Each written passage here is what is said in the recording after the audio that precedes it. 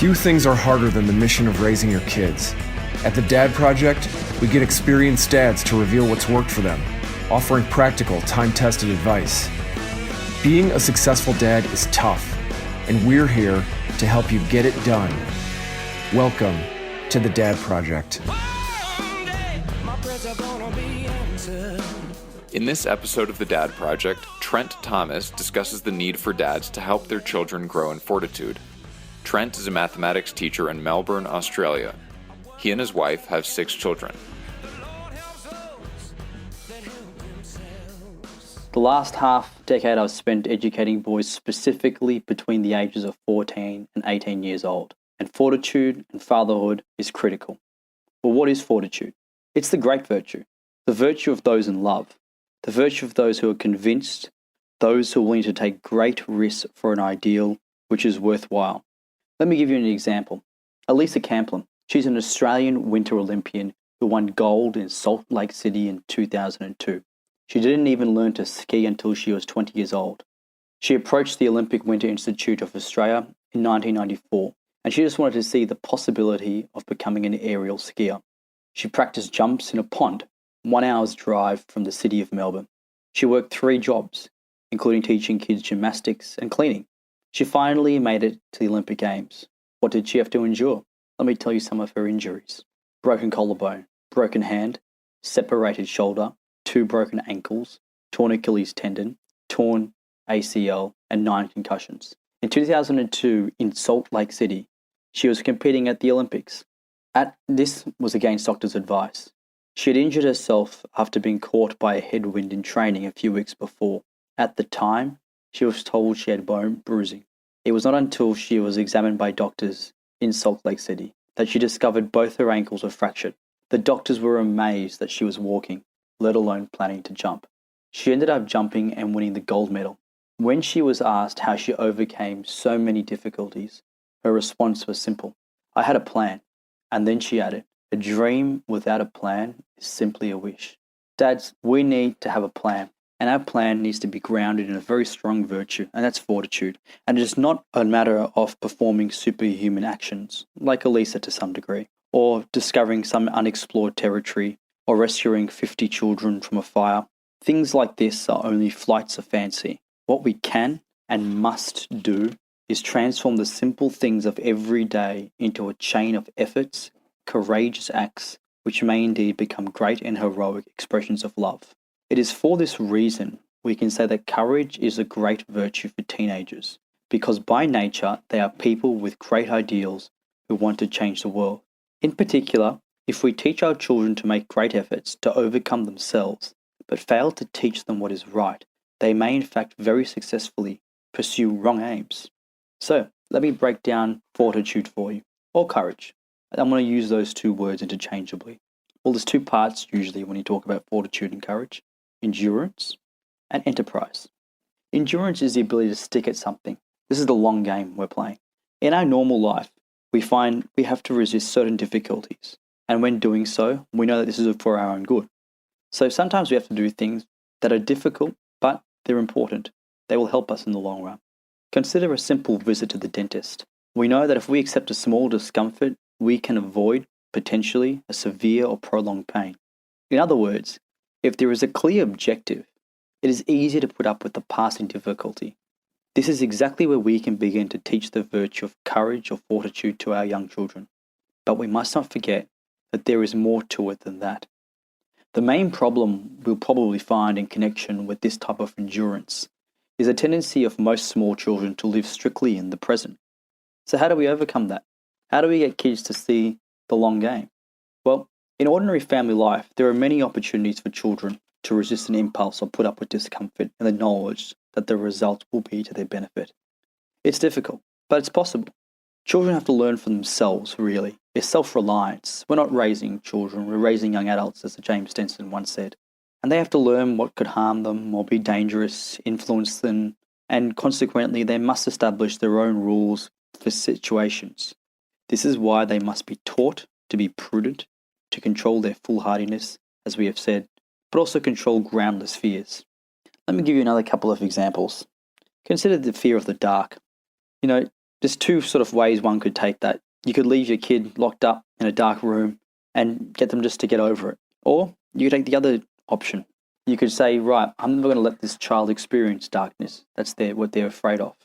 But to control the degree of fear and give whatever help may be necessary involves showing confidence in the child, encouraging him or her with affection, explaining the situation to him or her truthfully, and persuading them to make an effort gradually to overcome whatever fear they have.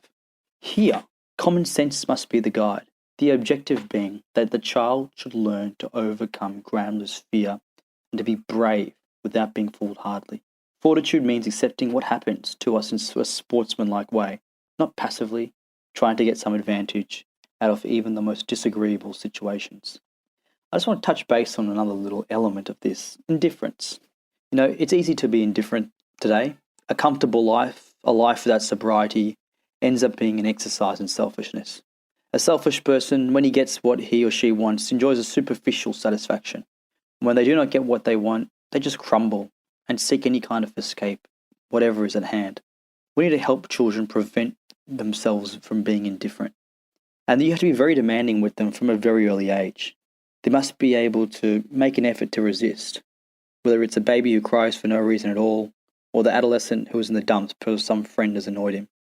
We cannot be indifferent. We need strong people, sturdy people, who are not afraid of pain, who can suffer in silence, who do not ask for sympathy, who are not afraid of sacrifice, who do not shrink with fright, who are fearless in the face of difficulties.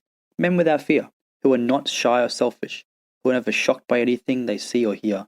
Maturity is courage. Energy and determination, not pride. They are two qualities of true virility. I'll give you another example. This is an example down under. In Australia, Brian Quinn of Coles Myer, which is a large sort of equivalent of Walmart, was jailed in 1997 for fraud. He spent 2.5 years spending $4.5 million of shareholders' funds. Now, $4.5 million doesn't sound like a lot of money now, but this amount of money was in circulation in the late 80s. It was a big deal. And a junior accountant unearthed that he was using his money, the money from the company, one of Australia's most respected businessmen, to renovate his bathroom. Not once, not twice, but multiple times. He was someone who once lectured corporate Australia on business ethics, and in the end was found guilty of conspiring to bury in the Coles Myer accounts the renovation costs of his home. It's unbelievable, but it wasn't for that junior accountant, that junior auditor, who had the fortitude to stand up, who wasn't going to be indifferent and stand up to the CEO of a company and make sure that the right thing was done. He would have rorted the system. But because of his courage, he serves as an example, this junior accountant, to many, many more people who were to come in corporate Australia and perhaps throughout the world, to show them that you must take a stand. You must have a spine. You must have steel in your spine. The other element to fortitude is enterprise. If we are to attack and not simply defend, if we are to take great deeds involving sustained efforts, we need physical and moral strength. It is easy to see why sport always calls for this kind of strength of courage.